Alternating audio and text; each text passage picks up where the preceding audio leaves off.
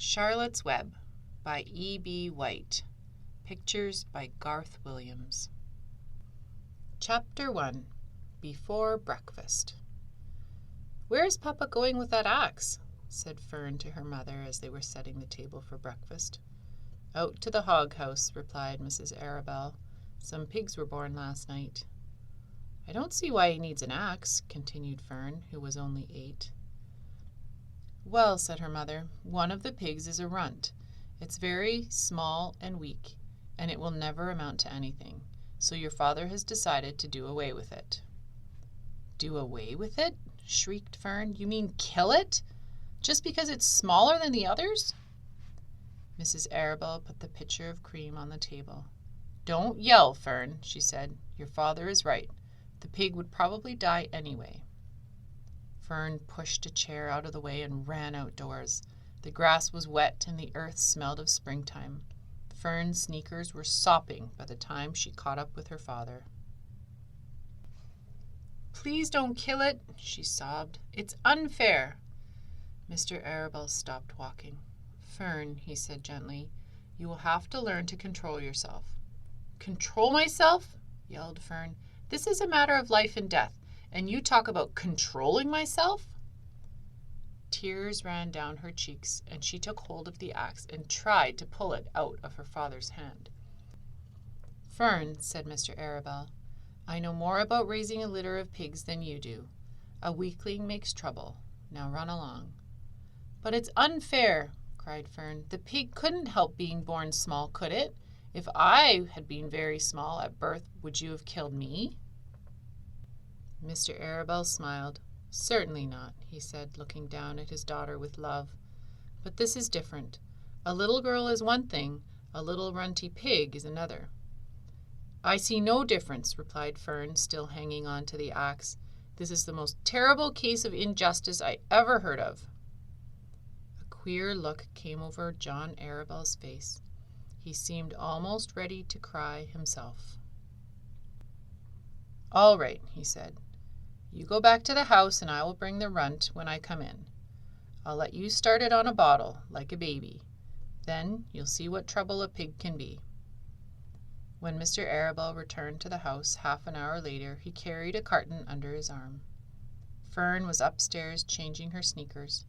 The kitchen table was set for breakfast, and the room smelled of coffee, bacon, damp plaster, and wood smoke from the stove. "Put it on her chair," said Mrs. Arabelle. Mr. Arabelle set the carton down on Fern's place. Then he walked to the sink and washed his hands and dried them on the roller towel. Fern came slowly down the stairs. Her eyes were red from crying. As she approached her chair, the carton wobbled, and there was a scratching noise. Fern looked at her father. Then she lifted the lid of the carton.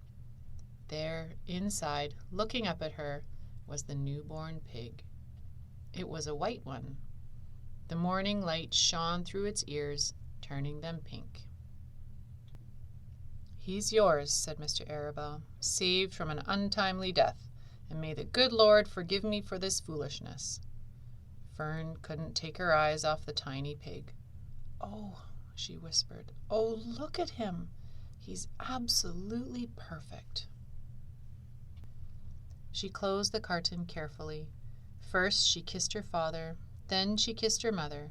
Then she opened the lid again, lifted the pig out, and held it against her cheek. At this moment her brother Avery came into the room. Avery was 10. He was heavily armed, an air rifle in one hand, a wooden dagger in the other. "What's that?" he demanded. "What's Fern got?" "She's got a guest for breakfast," said Mrs. Arabelle. "Wash your hands and face, Avery." "Let's see it," said Avery, setting his gun down. "You call that miserable thing a pig? That's a fine specimen of a pig. It's no bigger than a white rat." "Wash up and eat your breakfast, Avery," said his mother. "The school bus will be along in half an hour." "Can I have a pig too, Pop?" asked Avery.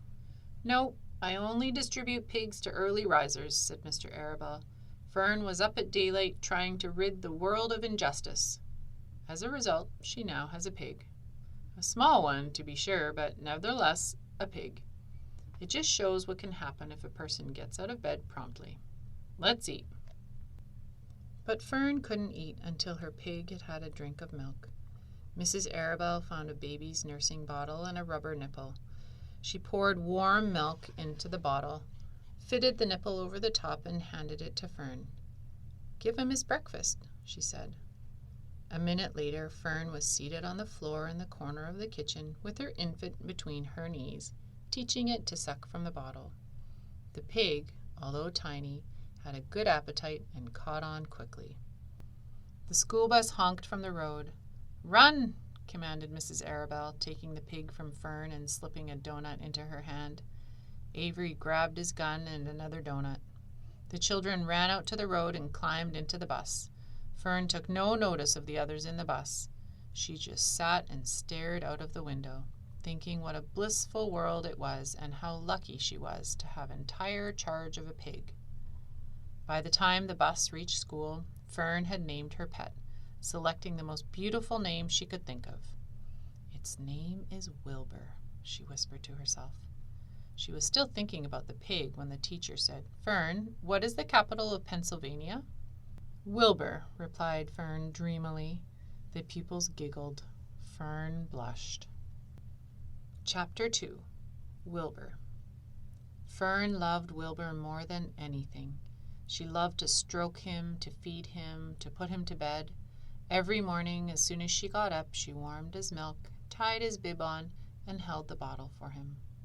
Every afternoon, when the school bus stopped in front of her house, she jumped out and ran to the kitchen to fix another bottle for him. She fed him again at supper time and again just before going to bed. Mrs. Arabelle gave him a feeding around noontime each day when Fern was away at school. Wilbur loved his milk, and he was never happier than when Fern was warming up a bottle for him. He would stand and gaze up at her with adoring eyes. For the first few days of his life, Wilbur was allowed to live in a box near the stove in the kitchen. Then, when Mrs. Arabelle complained, he was moved to a bigger box in the woodshed. At 2 weeks of age, he was moved outdoors. It was apple blossom time, and the days were getting warmer. Mr. Arabelle fixed a small yard specially for Wilbur under an apple tree, and gave him a large wooden box full of straw, with a doorway cut in it so he could walk in and out as he pleased. "Won't he be cold at night?" asked Fern. "No," said her father. "You watch and see what he does." Carrying a bottle of milk, Fern sat down under the apple tree inside the yard. Wilbur ran to her, and she held the bottle for him while he sucked. When he had finished the last drop, he grunted and walked sleepily into the box. Fern peered through the door. Wilbur was poking the straw with his snout. In a short time he had dug a tunnel in the straw. He crawled into the tunnel and disappeared from sight, completely covered with straw. Fern was enchanted.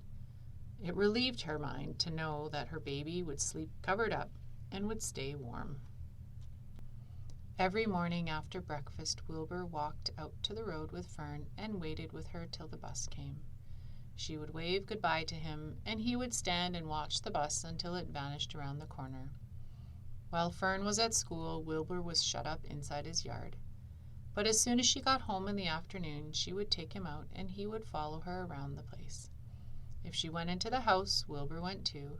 If she went upstairs, Wilbur would wait at the bottom step until she came down again. If she took her doll for a walk in the doll carriage, Wilbur followed along. Sometimes on these journeys, Wilbur would get tired, and Fern would pick him up and put him in the carriage alongside the doll. He liked this, and if he was very tired, he would close his eyes and go to sleep under the doll's blanket. He looked cute when his eyes were closed because his lashes were so long. The doll would close her eyes too, and Fern would wheel the carriage very slowly and smoothly so as not to wake her infants. One warm afternoon, Fern and Avery put on bathing suits and went down to the brook for a swim. Wilbur tagged along at Fern's heels. When she waded into the brook, Wilbur waded in with her. He found the water quite cold, too cold for his liking. So while the children swam and played and splashed water at each other, Wilbur amused himself in the mud along the edge of the brook, where it was warm and moist and delightfully sticky and oozy. Every day was a happy day, and every night was peaceful. Wilbur was what farmers call a spring pig, which simply means that he was born in springtime. When he was 5 weeks old, Mr. Arabelle said he was now big enough to sell and would have to be sold. Fern broke down and wept, but her father was firm about it. Wilbur's appetite had increased. He was beginning to eat scraps of food in addition to milk. Mr. Arabelle was not willing to provide for him any longer. He had already sold Wilbur's 10 brothers and sisters. "He's got to go, Fern," he said. "You have had your fun raising a baby pig, but Wilbur is not a baby any longer, and he has got to be sold." "Call up the Zuckermans," suggested Mrs. Arabelle to Fern. "Your Uncle Homer sometimes raises a pig, and if Wilbur goes there to live, you can walk down the road and visit him as often as you like." "How much money should I ask for him?" Fern wanted to know. "Well," said her father, "he's a runt. Tell your Uncle Homer you've got a pig you'll sell for $6 and see what he says." It was soon arranged. Fern phoned and got her Aunt Edith, and her Aunt Edith hollered for Uncle Homer, and Uncle Homer came in from the barn and talked to Fern. When he heard that the price was only $6, he said he would buy the pig. Next day, Wilbur was taken from his home under the apple tree and went to live in a manure pile in the cellar of Zuckerman's barn.